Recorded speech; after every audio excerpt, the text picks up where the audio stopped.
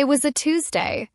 Not just any Tuesday, but the kind that began too quietly, the kind that made your skin itch without knowing why. The sun had barely lifted above the skyline of Seattle when I stepped into the glass fortress of Iridian Biotech, a place I had once considered my second home. I was wearing my usual navy lab coat, pressed slacks, and my badge clipped over my heart like a shield. But none of it would protect me from what was coming. I could already feel it in the elevator ride up. The silence. The glances. The way my name was absent from the latest internal memo. Something was wrong. I found out at exactly 8:34. That was the minute I walked into conference room 12 and saw Trent Calloway seated at the head of the table.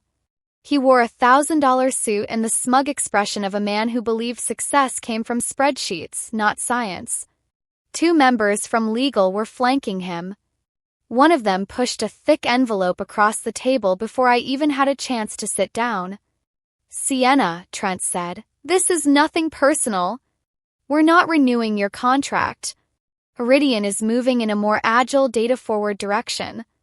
We need new leadership in research and development." I blinked once. Just once.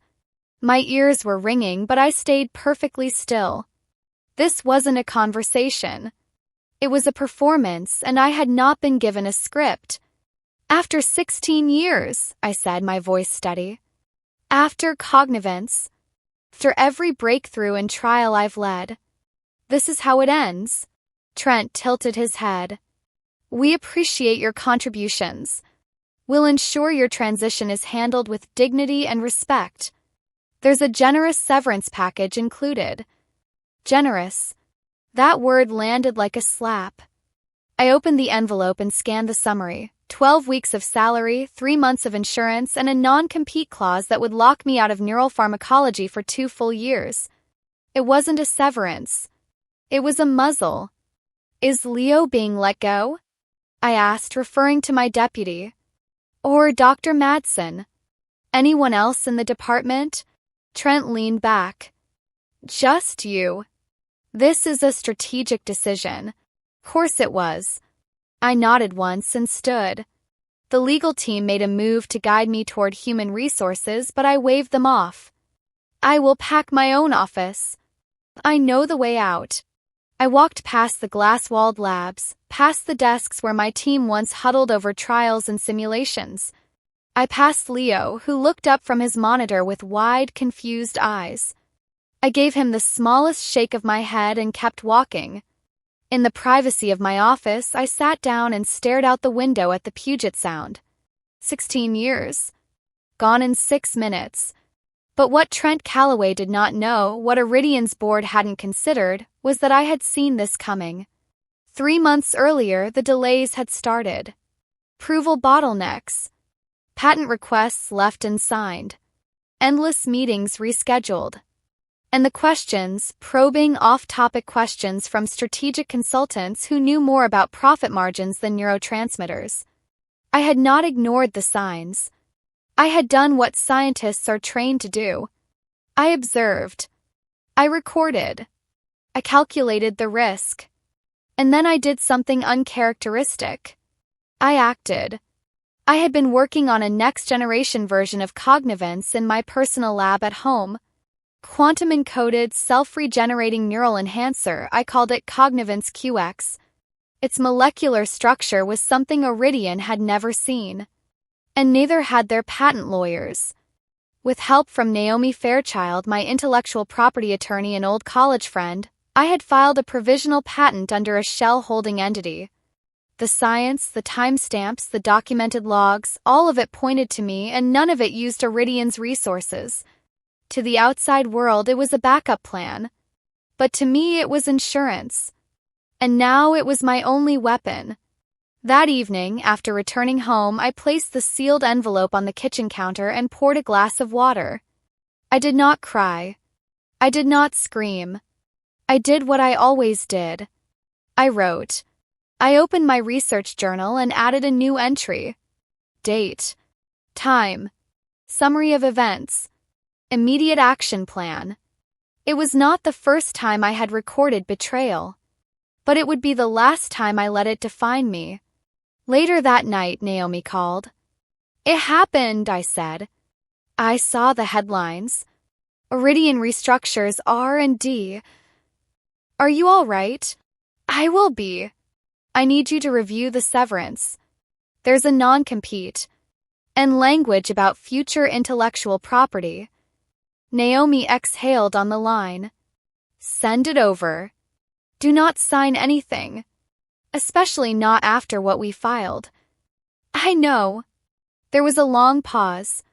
They don't know, do they? No, I said softly. But they will. The next morning, I returned to Iridian one last time. I didn't go to HR. I went to my lab. I gathered my belongings, research notebooks, photographs, my old microscope, and Leo's mug. He had left it on my desk the day before, filled with cold tea and post-it notes of project updates he thought I'd still be reviewing today. On the way out, I passed the atrium. The giant Cognivance poster loomed on the wall, its glowing neural synapse graphics still as vibrant as the day I unveiled the drug. My drug. My hand tightened on the cardboard box. You cannot erase 16 years with a severance check. And soon they would find out just how permanent my legacy really was. I was not done with Iridian. Not yet. 2 days passed before the storm broke. I stayed off social media, ignored calls from former colleagues, and let the headlines about Iridian's strategic evolution drift quietly across my screens. Corporate world applauded Trent Calloway's bold leadership. Analysts speculated about what the restructuring meant for Iridian's future.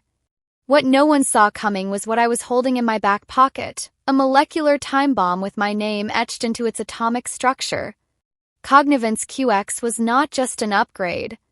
It was a breakthrough, a leap forward in how neural pathways could be repaired and enhanced. Unlike the original Cognivance, which required maintenance doses and had diminishing returns over time, QX was self-reinforcing. Once activated, it encouraged the brain to regenerate specific neural clusters naturally. For those with memory loss, trauma, or early-stage degeneration, it could mean hope. For investors, it meant billions. Naomi met me at a private cafe just outside of the city, tucked behind an old bookstore with no corporate ears in sight. She arrived with her signature tote bag full of papers and a mind sharper than any boardroom full of suits.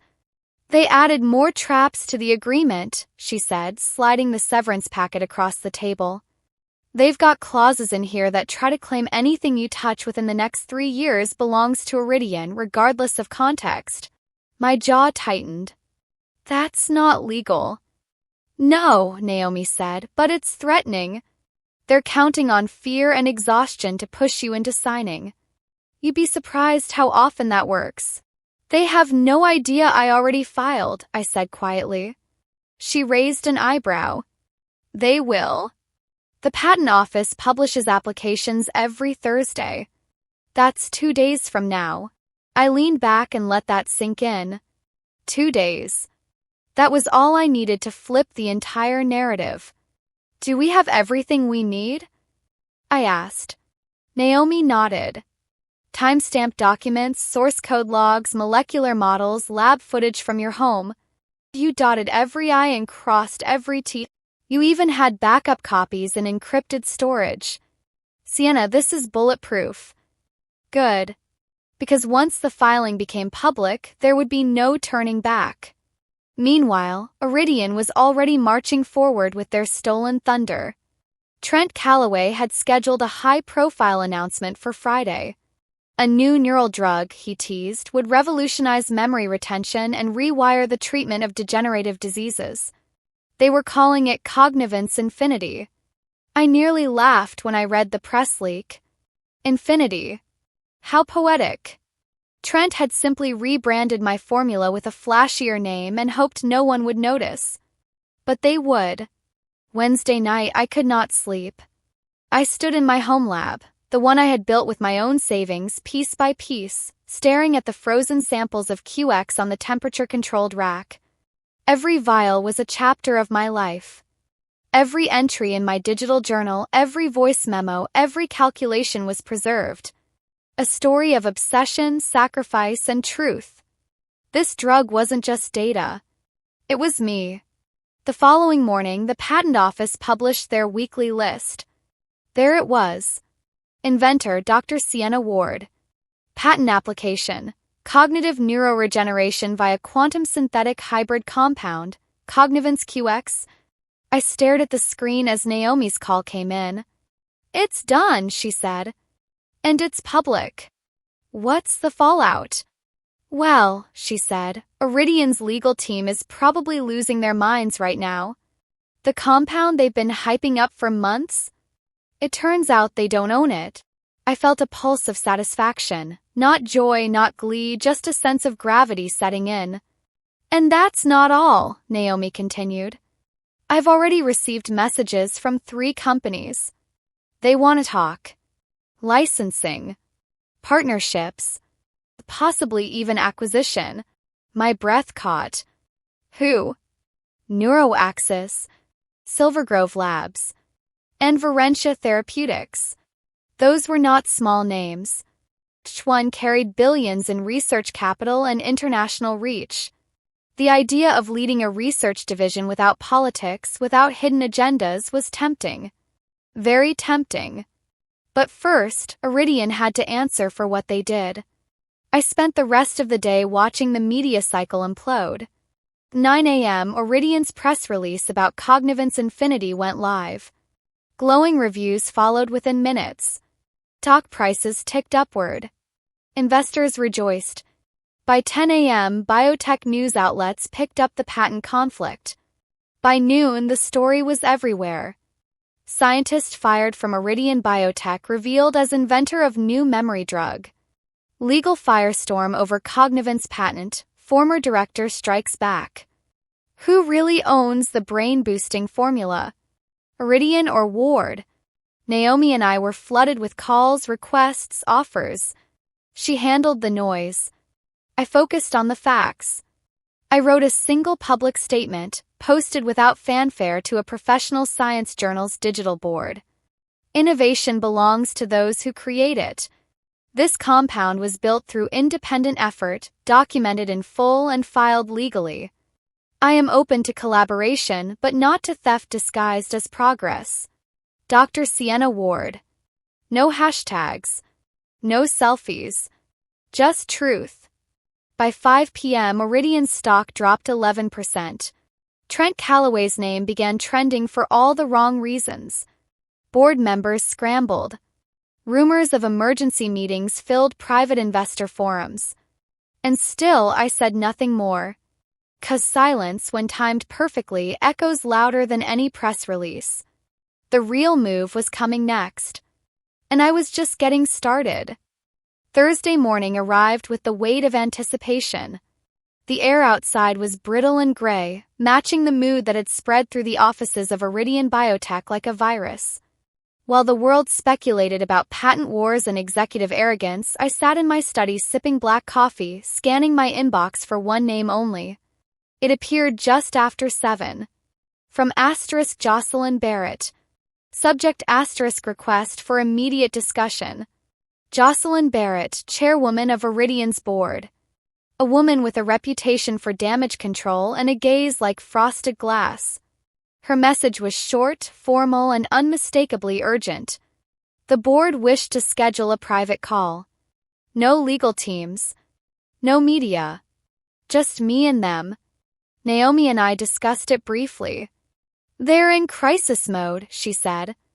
This isn't about smoothing things over. They're trying to prevent collapse. And if I say no, then you watch them burn. But that might not give you what you want. I nodded. I knew what I wanted. Not just compensation. Not just credit. I wanted change. I wanted to make sure no one like Trent Calloway could ever rip the heart out of scientific work again and walk away untouched. We agreed to the meeting. At 9 a.m., I was patched into a secure video call with 8 faces, 7 board members and one very familiar presence seated at the center. Dr. Malcolm Greaves. My former mentor. The founder of Iridian. the man who had once told me that science should never kneel to shareholders. He looked older, thinner, but his eyes still held that quiet intensity. The board had clearly brought him back as a figure of trust, or perhaps as the last thread of integrity the company had left. "Sienna," Jocelyn began, her voice calm but tight, "we find ourselves in a complex position." I waited. "The board acknowledges a lapse in oversight regarding your dismissal and the filing of the Cognivance QX patent. We had been led to believe that Iridian retained full intellectual property rights." "You didn't," I said. "And you never asked." Malcolm leaned forward, speaking for the first time. "Sienna, I'm deeply sorry. I never imagined the company would lose sight of its own soul." The silence that followed was uncomfortable, especially for Trent Calloway, who was noticeably absent from the call. His name had not come up, but his absence was the loudest noise in the room. "We would like to propose a resolution," Jocelyn continued. "In recognition of your contributions and to preserve the future of Cognivance QX within Iridian's pipeline, the board is prepared to offer reinstatement at an executive level. Title and compensation to be negotiated. We are also open to licensing the patent under terms that benefit both parties." I let the offer hang there. "No," I said simply. "No?" Jocelyn's voice cracked. "I will not return as your employee. That chapter is closed." "But what I will consider," I interrupted, "is a complete structural change. A fully autonomous research division. My terms. My leadership. 5-year guaranteed funding. A seat on the board. And full licensing rights for QX remain with my IP holding entity, not Iridian." Malcolm didn't speak, but I saw the twitch of a smile. "You're asking for a lot," another board member said. "No," I replied. "I'm offering a lifeline. 'Cause without Cognivance QX, your entire future pipeline is dust. And you know it." Call ended with strained promises of discussion and internal votes. Naomi and I hung up and waited. By nightfall, the media had caught wind of the negotiations. Sources confirm Iridian in talks with dismissed scientist over blockbuster drug rights. Calloway silent as Ward tightens grip on Cognivance IP. Iridian board in crisis mode following legal revelation. But the most satisfying message came not from the press nor the board but from Leo. He messaged me late that evening with just one sentence. "He's gone." I called him immediately. "Calloway?" I asked. "Fired. Effective immediately. Escorted out this afternoon. No goodbye. No press release. Just gone." "And the team? They're celebrating quietly. Everyone's saying the same thing, that you saved the company without lifting a finger." That wasn't true. I had lifted more than a finger. I had lifted an entire legacy from the floor they tried to bury it under. That night, I stood on my apartment's balcony, overlooking the flickering lights of the city. Seattle had never felt more alive. I thought of the years I spent in that lab, the missed holidays, the endless trial failures, and the quiet triumphs that never made headlines. Now they would know. Now the world would see what happens when you cast out the architect of innovation and try to build an empire on her work. And tomorrow they would come back with new terms. The reckoning had only begun. The official offer arrived on Friday morning. Delivered by encrypted email, it bore the Iridian biotech letterhead, but the language was different now. No more corporate detachment, no vague transitions or legal traps. This document acknowledged me by name, referenced my patent number directly, and most importantly, it opened with a word I had never seen in any of their communications before. Respect. The first paragraph was an admission that my departure had been handled poorly, that the failure to file a timely patent was a breach of due diligence, and that the board recognized the damage done not just to me but to Iridian's scientific credibility. The rest was an outline of what they were willing to offer in exchange for rights to Cognivance QX. But what struck me most was not the structure of the offer, it was the attachment that followed. Calloway memo. Naomi and I reviewed it together. It was a confidential internal report compiled by Iridian's compliance division after Trent's termination. In it were detailed notes exposing how Callaway had actively delayed the patent process, ignored R&D recommendations, and attempted to rush a product to market by repackaging my formula without attribution. He had even instructed the legal team not to contact me regarding the QX compound, believing he could contain the fallout if I left quietly. He was wrong. Naomi leaned back in her chair, whistling softly. They're showing this to you not out of guilt. This is a plea for your trust. I nodded slowly. And a way to shift blame entirely to him. Which is fair, she added. But only if you make it count. We sat down that afternoon to draft my counterproposal. The top of the document I wrote the new name for the research division. The Ward Institute for Neuroethics. Iridian would fund it. I would run it. The name would remain permanently tied to its mission and structure, regardless of future leadership changes. The institute would operate with scientific independence and direct access to board-level decisions. No interference from marketing. No performance metrics dictating research priorities. The second condition was board presence. I would take a full seat as executive scientific director with voting rights equal to the rest. No advisory titles. No ceremonial status. Real power, real voice. The third was profit sharing. While I agreed to license Cognivant's QX to Iridian for distribution, the intellectual property would remain owned by my holding company. In return, I would receive ongoing royalties, profiteer bonuses, and an equity stake significant enough to ensure that my vote could not be silenced, even if they tried again. And finally, a non-negotiable clause, public recognition. The next shareholder meeting and press event, Iridian would officially name me as the inventor and principal architect of Cognivant's and Cognivant's QX. Not buried in press releases or tucked behind generic team contributions, my name stated plainly permanently as the scientist behind their success. Naomi read the full draft aloud one final time before sending. They'll think you're asking for too much, she said. Because they've never had to pay full price for genius before. They'll sign, I said. And they did. By Monday, the contract was finalized. The following week, the announcement was made. Iridian's stock rebounded. Investor confidence returned.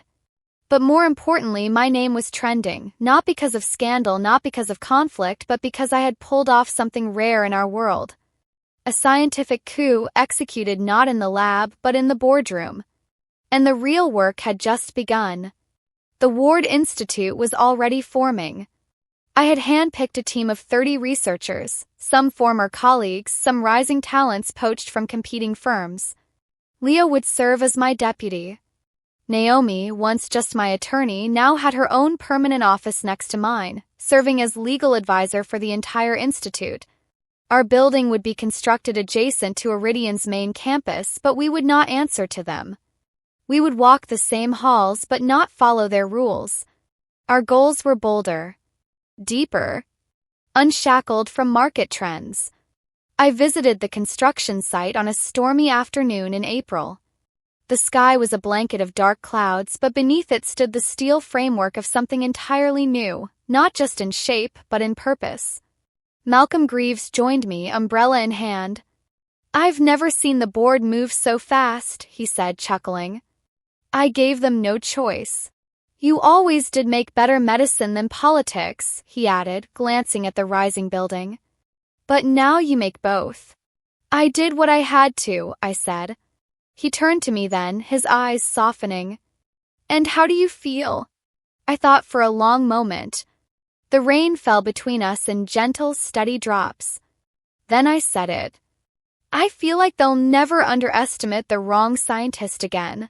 The wind blew stronger. Somewhere behind us, cranes moved, steel clanked, workers shouted. A new foundation was being laid. Not just for a lab, but for something more lasting. And deep inside me, the war that once burned so hot had begun to cool. But the fire was not gone. It had simply changed shape. There were still battles to come. 6 weeks after the agreement was signed, the front doors of the Ward Institute opened for the first time. It wasn't a grand unveiling. There were no red ribbons or staged photographs. Just a cold, clear morning in May, and a team of scientists stepping into a building that looked nothing like the rest of Iridian's polished glass campus. The Ward Institute was raw steel and textured concrete, lined with vertical gardens and open terraces. It was built to breathe, to think, to experiment without constraint.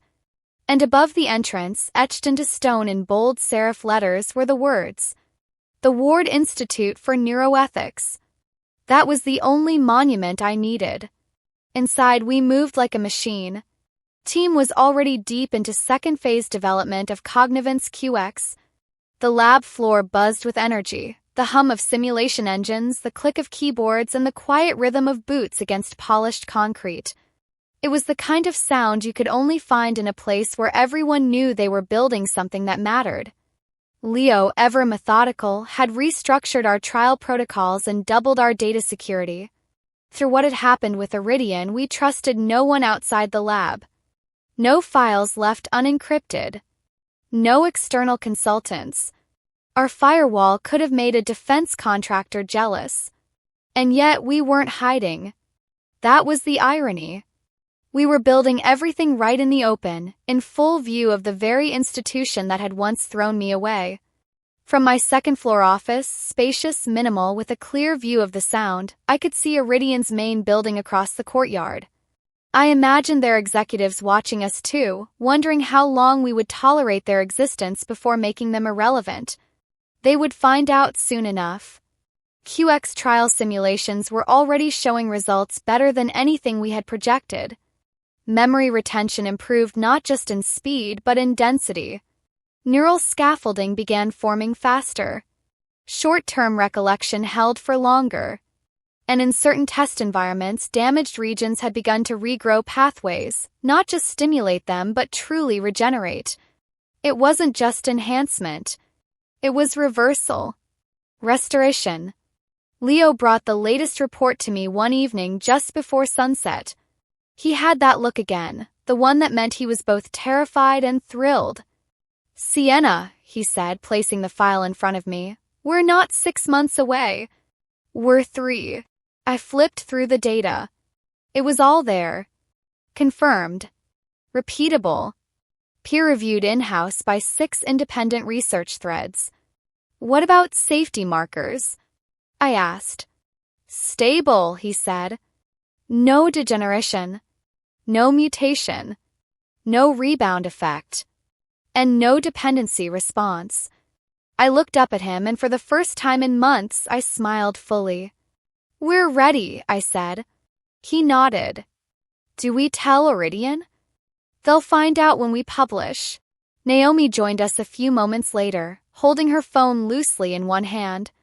She had that guarded look she wore when she had news she didn't want to be the first to say aloud. Trent Calloway gave an interview, she said. I felt the chill before she even continued. Anonymous podcast. But it's him. Voice filters, but unmistakable language. He's claiming you stole the compound. Said it was company property. That you manipulated the patent system. Leo's jaw clenched. He's trying to claw back relevance. Let him, I said. He has no evidence. No standing. And he's forgetting the one rule that never changes. Naomi raised an eyebrow. What's that? I leaned forward. You do not start a war with a scientist who documents everything. We had digital logs, time-stamped lab entries, external IP backups, home security footage, and cloud-verified notes from 6 months before I ever filed with Iridian. Every step of QX's development was traceable, dated, and airtight. Still, I knew this was only the beginning. Men like Trent did not go quietly. They rebrand themselves. They twist narratives. They look for cracks. But what he didn't understand, what none of them understood, was that I wasn't here to get even anymore. I was building a future so loud, so undeniable, that no one would remember his name when it was over. 3 weeks later, we held our first press conference. Not under Iridian's banner, but ours. We invited neurologists, ethicists, independent media, and regulatory advisors. Naomi opened with a legal statement confirming our patent rights. Leo presented the safety data. And I delivered the closing address, not as a victim of a scandal but as the architect of a revolution. I didn't mention Trent. I didn't mention Iridian's mistake. Talked about memory. About the dignity of those who live with the slow erosion of their identity. About what it means to give that back. Press called it one of the most measured yet powerful public returns in biotech history. And still, we were only getting started. 'Cause we had begun building something deeper than data. We were building trust. And soon we would have to defend it with everything we had. It started with a whisper. A quiet, untraceable rumor that found its way into biotech investor forums and private chats. First, it was vague. Suggestions that the Ward Institute's data had been rushed, that Cognivant's QX was skipping regulatory steps. Within days, the whispers turned to speculation, and speculation into coordinated questions from journalists with mysteriously similar phrasing. Sources say the compound may be derived from previous proprietary work. Has the Ward Institute properly disclosed all research origins? Could the miracle drug be built on stolen foundations? Naomi was the first to notice the pattern. The articles didn't accuse directly, but they leaned heavily on the implication that we had something to hide. And the language was too consistent, too curated. "This is deliberate," she said, flipping through the printed articles on my office table. "Someone is orchestrating this. Coordinated misinformation. Possibly even paid." "Trent," Leo muttered. "It has to be him. Or someone he's paying," Naomi added. "And he knows exactly where to strike. People start doubting your scientific integrity, they'll hesitate to partner, to invest. Even if it's not true, suspicion alone can slow us down." I took a deep breath and looked at the headlines again. They didn't bother me, not yet. But I knew where this was going. I had seen it before, used against whistleblowers, against pioneering women in STEM, against scientists who disrupted the wrong people's profits. It wasn't about truth. It was about shaking the ground beneath you until something cracks. That evening, I called Malcolm Greaves. He picked up after one ring. "I was wondering when you'd call." "You've seen it." "Yes. Sloppy work. But the press eats it up."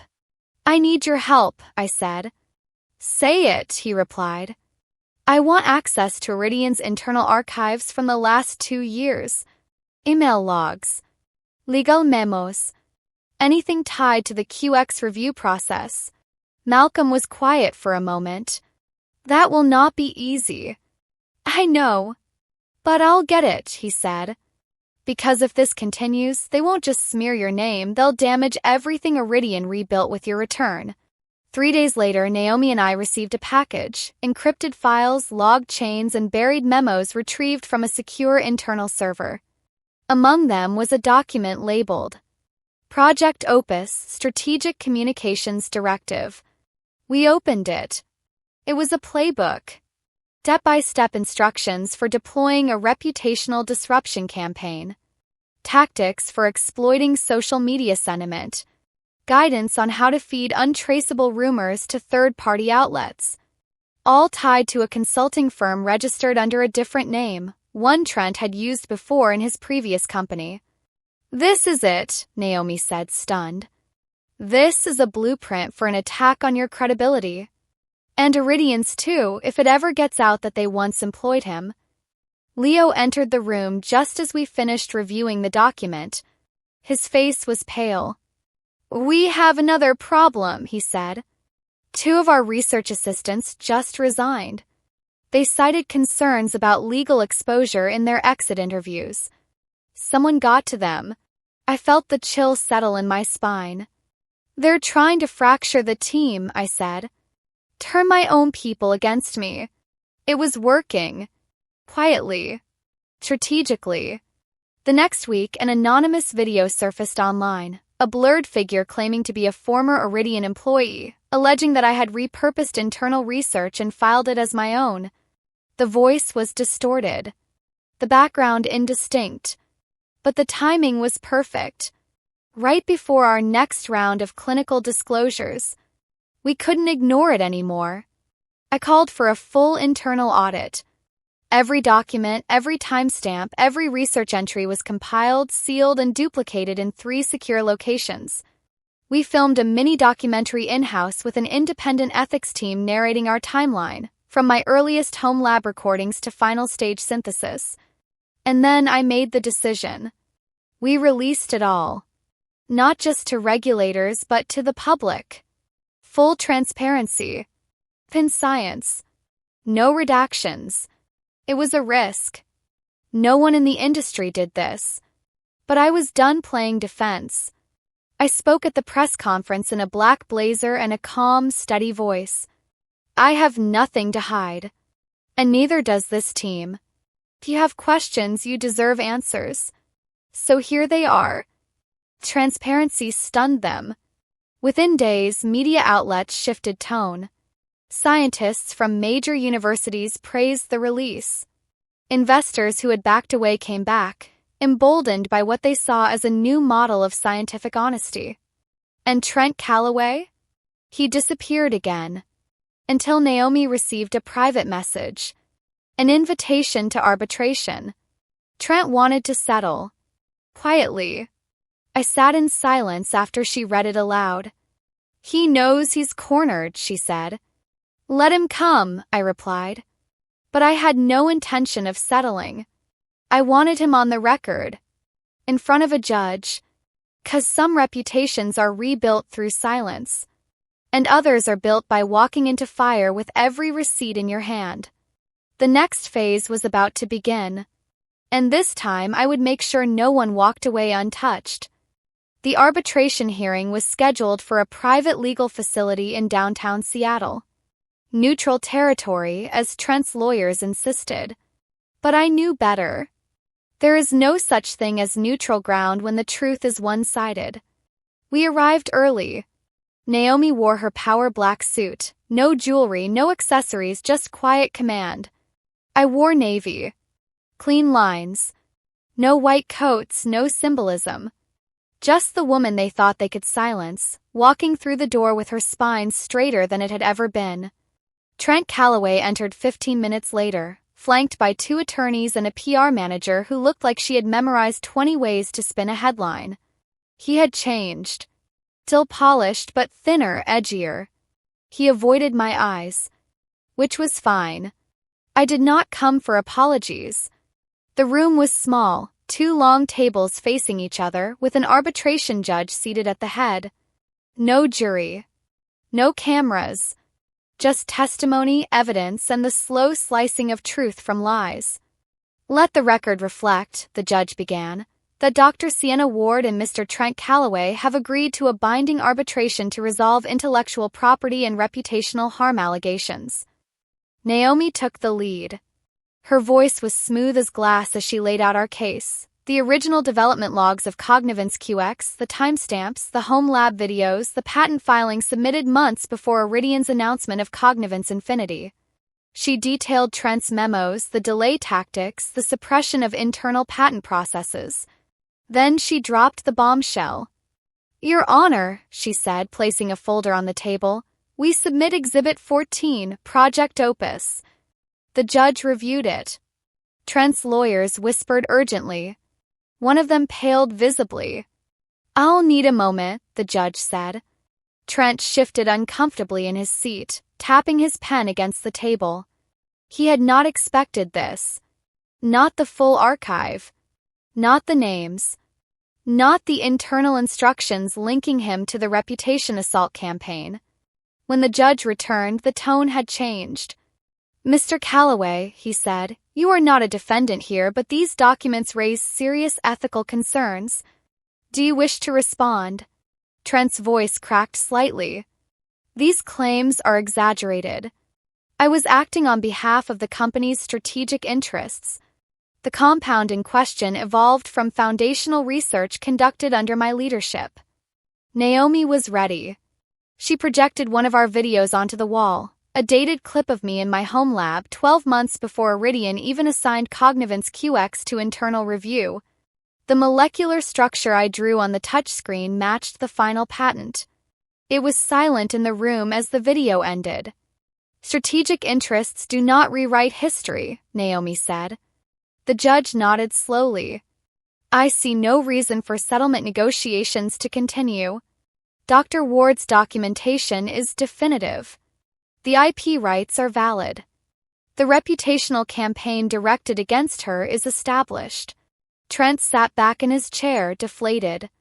One of his attorneys leaned in, whispering something urgent. He waved her off. I watched him carefully. He looked not like a man who had lost, but like a man who finally understood the scale of his mistake. When we left the building, press photographers were already gathering. Someone had leaked the location. Naomi instinctively stepped in front of me, but I raised a hand. "Let them see."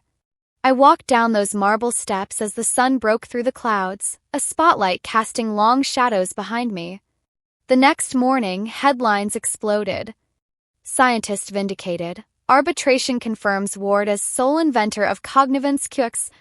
Court documents reveal reputation's smear campaign against female researcher. Callaway discredited after failed legal battle, career in ruins." But the real story wasn't just about winning. It was about what came next. Investors called. Research universities sent invitations. Young scientists wrote to me in hundreds, telling me they finally believed they could defend their work without fear. And Iridian? They remained silent for now. But silence from power is still permission. 2 weeks later, the Ward Institute received its final regulatory approval for clinical deployment. Cognivance QX was no longer a prototype. It was real. And the demand was unprecedented. Hospitals across 5 countries signed early access agreements. Our inbox flooded with licensing requests. Independent trials confirmed our data. Naomi poured us both a drink that night. "To the quiet war," she said, clinking her glass against mine. "No," I replied. "To the louder one still ahead." 'Cause I knew this wasn't the last attempt to steal, distort, or twist what we had built. But they had already learned a painful lesson. I was not someone you erased. I was the formula they forgot to understand. And now the world finally would. The launch of Cognivance QX was not marked by fanfare or flashing lights. There was no product reveal on a conference stage or viral commercial backed by a pharmaceutical jingle. Instead, it began with a single dose administered in a quiet neurology clinic in Chicago. Patient was a 52-year-old woman with early-onset degenerative memory loss. Her daughter, a neurologist herself, had read every line of our open trial data before signing the consent forms. She didn't need hope. She needed evidence. And we gave her both. By the second week, the patient could remember her daily schedule without prompts. By the fourth, she was cooking again, navigating conversations with clarity, recalling words she hadn't used in months. Transformation was undeniable. When the video was released, with full patient consent, it ignited a firestorm. Not because of the miracle, but because of how we had done it. Open. Transparent. No gatekeeping. No hidden conflicts of interest. The public trusted us because we never asked them to. We simply showed them the truth. Within 30 days, Cognivance QX had been approved for emergency use in 5 states. Europe fast-tracked our review. Clinics began requesting shipments before the ink dried on contracts. It was unlike anything I had experienced before. And I had seen drugs take the world by storm. But this was different. This time it was mine. I stood in the production lab at the Ward Institute as the first large-scale batch was finalized. The machines hummed in synchronized rhythm, the cool scent of sterilized air wrapped around me as rows of silver canisters rolled past. Each one carried a compound born not just of science but of defiance. This was not just a product. It was proof. Leo approached with the latest efficacy reports. 6,000 units administered. 0 adverse effects. Patient feedback at 98% positive. And the outliers? I asked. Mostly dosage calibration issues. Nothing systemic. Nothing we can't resolve in the second wave. Naomi joined us moments later, holding her tablet out for us to see. The WHO just requested a summit presentation. They want QX on the agenda for neurological innovation. The World Health Organization. I let the weight of that settle in. They're not just interested in the drug, Naomi added. They're looking at the process. The model. What we've done, releasing data, sharing audit trails, building publicly traceable trust, it's disrupting the way the whole industry works. They weren't just watching anymore. They were learning. And not everyone liked that. That afternoon, we received a subpoena. A multi-state coalition, backed by a familiar list of competitors, was demanding full access to our trial simulations.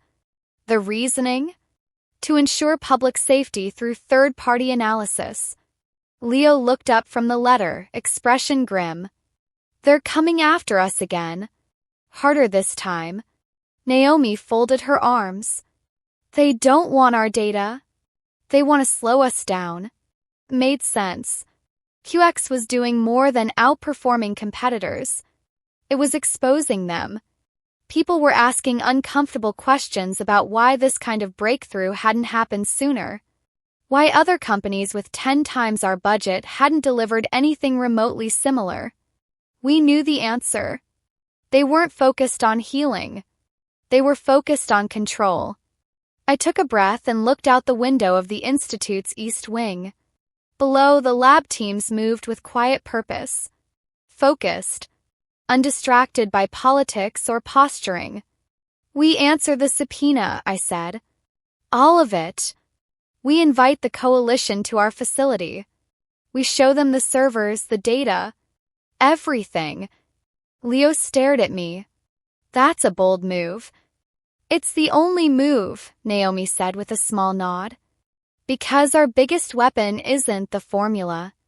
It's the fact that we have nothing to hide. They came the next week, a team of 12 auditors, analysts, and regulators. They combed through every line of code, every timestamp, every trial signature. We let them speak to any team member they chose, observe any process, ask any question. And in the end, they had nothing. No gaps. No inconsistencies. No foul play. The lead investigator shook my hand on the final day of the audit. This may be the cleanest scientific operation I've ever seen, he said. It's not just science, I replied. It's memory. We don't get a second chance to protect it. News of the cleared investigation leaked immediately. The same headlines that once danced around scandal now thundered with vindication. Ward Institute passes audit with full transparency. Cognivance QX sets new gold standard for ethical development.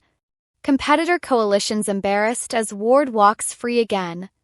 But what mattered most came quietly. A letter. Handwritten. Delivered to my office in a plain envelope. It was from the woman in Chicago. Her handwriting was unsteady, but the words were clear. You didn't just help me remember my daughter's name. You helped me remember who I am. Thank you for giving me back to myself. I sat alone for a long time after reading it. Because in the end, it wasn't about headlines or patents or proving anyone wrong. It was about proving one thing right. That science, when given the freedom to breathe, to grow, to protect instead of profit, could do more than change lives. Could restore them. And now they finally understood. The formula had changed everything. And we were only just beginning. We should have seen it coming. The silence after the audit was too clean, too quick. For a week, the headlines celebrated us. Quests for collaborations flooded in. Even agencies that had once dismissed our work were now praising our model, offering grants, and floating policy reforms to emulate our approach. But those weren't the voices we had to worry about. The ones we feared didn't speak. They moved. Started with anonymous emails. Internal job offers to our top researchers from unnamed recruiters offering double salaries. Then came the cybersecurity attacks, low-level at first but targeted. Our servers flickered. Backup redundancies were triggered so many times in 3 days we had to rebuild the firewall infrastructure from scratch. Leo stayed in the server room for 2 nights straight, eyes bloodshot and jaw clenched. Naomi increased security protocols at all labs, restricted site access, and rerouted all communication through encrypted networks. Till the pressure didn't ease. Then came the financial move. Our primary investor, an angel fund that had backed us when no one else would, suddenly pulled out. No warning. No explanation. Just a polite termination clause exercised at the exact threshold of our global distribution deal. We scrambled to cover the gap. Naomi met with venture firms in Berlin and Oslo. Leo reached out to smaller ethical tech syndicates. I even called 2 former colleagues who had vowed never to work in biotech again. We made it work, barely. But it was clear now. This wasn't just retaliation. It was war. And they weren't playing with rules anymore. A week later, an anonymous whistleblower report was filed against the Ward Institute. Claims were absurd: falsified trial data, unreported fatalities, insider trading. None of it true, but all of it believable enough to stall our global expansion.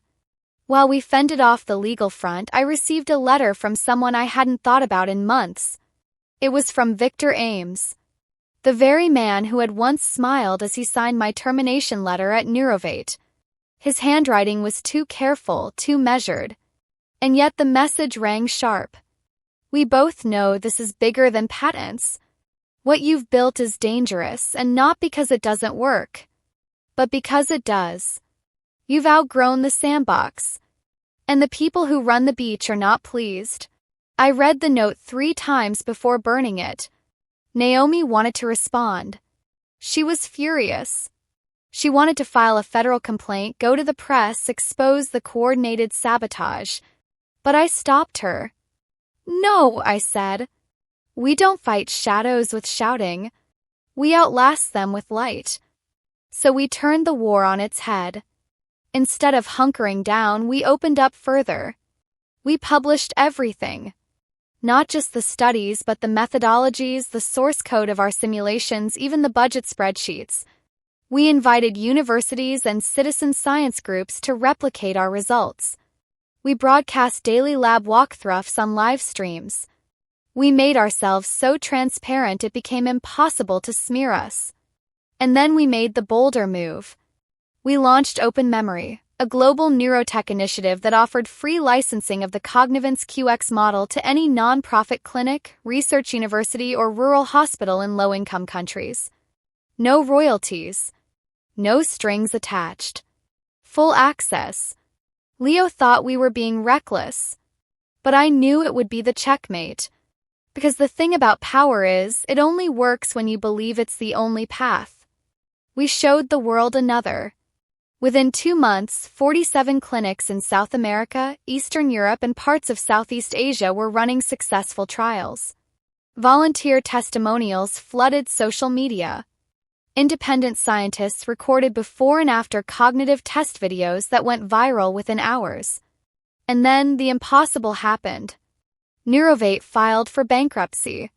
Company that once stole my work, that buried research for profit, that led the charge against us, was now unraveling in front of the world. Investors withdrew. Their leadership was subpoenaed. And their latest failed trial, a rushed knockoff of our compound, had backfired so spectacularly that regulators pulled every product they'd licensed in the last 5 years. Victor Ames disappeared from the public eye. Whispers said he'd left the country. But I didn't care. Because this wasn't about him anymore. This was about the floodgate we had broken.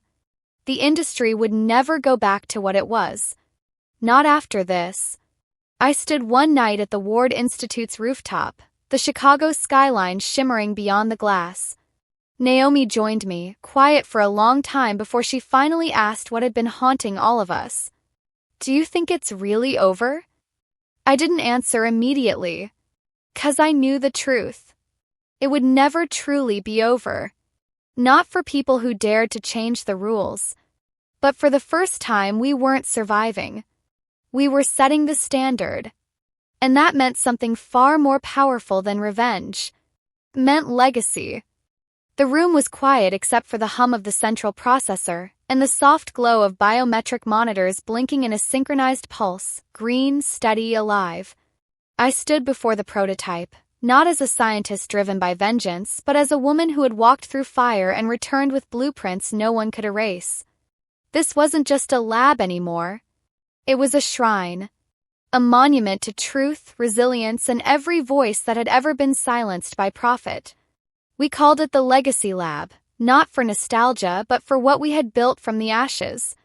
The walls bore names. Not famous ones, but the names of interns who had been dismissed for thinking too big.